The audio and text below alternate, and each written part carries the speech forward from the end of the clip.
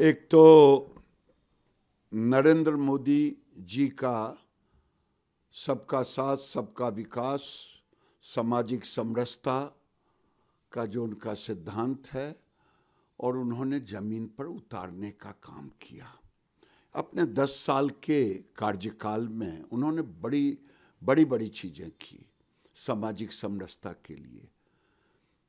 ये कांग्रेस पार्टी के पाप को भी धोने का काम किया है। नेहरू से लेकर के मनमोहन सिंह तक ये जो कांग्रेस का कार्यकाल रहा, उन्होंने जो गरीबों के प्रति, सामाजिक समरसता के प्रति जो पाप किया था, नरेंद्र मोदी ने जातीय जनगणना की स्वीकृति देकर के उस पाप को धोया है।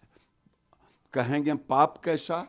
1952 में नेहरू जी ने काका कालेलकर आयोग को ठुकराया, इंदिरा जी ने ठुकराया मंडल आयोग को, राजीव गांधी ने ठुकराया। ये जो अभी उछल के वो बचवा बोल रहा है, हमारे पुरखों का है। इनके बाप भी थे मनमोहन सिंह के सरकार में, राजीव गांधी के सरकार में।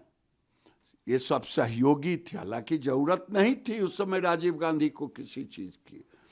400 के पार हुए थे, लेकिन ये लोग सब के सब उस पाप के भागीदार रहे। नरेंद्र मोदी ने मौका आया तो ओबीसी को, कमीशन को सरकारी मान्यता दी, एससी को कोर्ट में झटका लगा, संसद से मान्यता दी। जो लोग आज चिल्लाते हैं भीम मीम भीम मीम, आज नरेंद्र मोदी ने ही वो काम किया। नरेंद्र मोदी पहले व्यक्ति हैं सामाजिक समरसता में गरीबों को भी आरक्षण दिया 10%, चाहे उसमें सवर्ण हो चाहे जो हो। नरेंद्र मोदी ने आज कल जो निर्णय लिए वो एक ऐतिहासिक निर्णय है।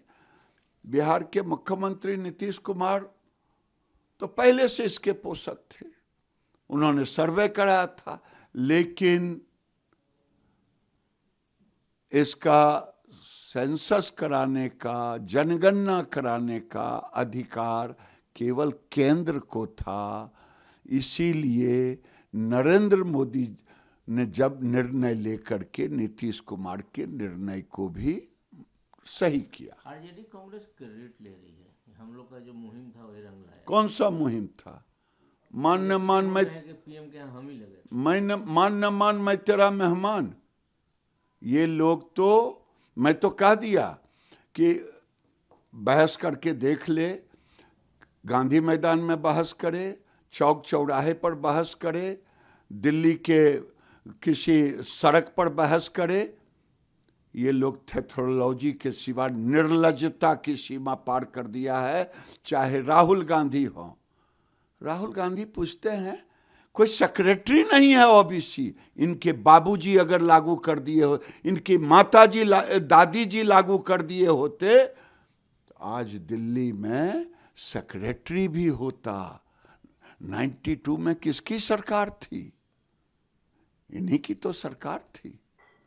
ये पाप के भागीदार हैं।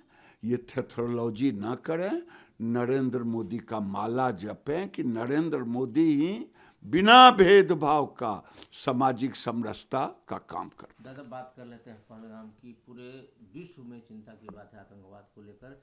कैसे देखते हैं भारत जो कदम उठा रहा है? पाकिस्तान लगातार गिदड़ भपकी दे रहा है कि पानी अगर रुक गया तो ये कर देंगे वो कर देंगे। पानी रुक गया कि पानी रोकने का निर्णय हो गया और धीरे धीरे व्यवहार में भी आ गया है। गिदड़ भपकी किसको दे रहा है?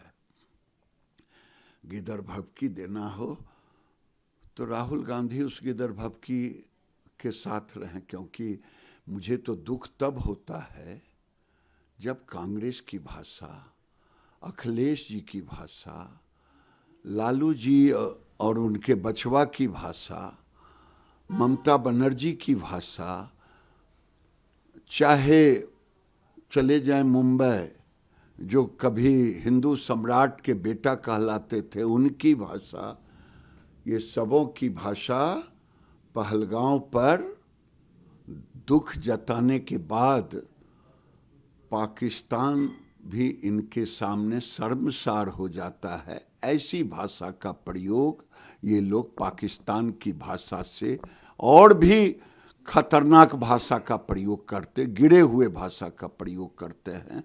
ये लोग देश हित की बात कम सोचते हैं।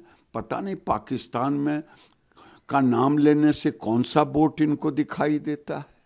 ये वोट की राजनीति करते हैं, वोट के लिए देश को भी बेच देंगे। पूरा देश, आम जन भी इस बार मांग कर रहा है कि आर या पार। चिंता मत करें, देश को नरेंद्र मोदी पर भरोसा है।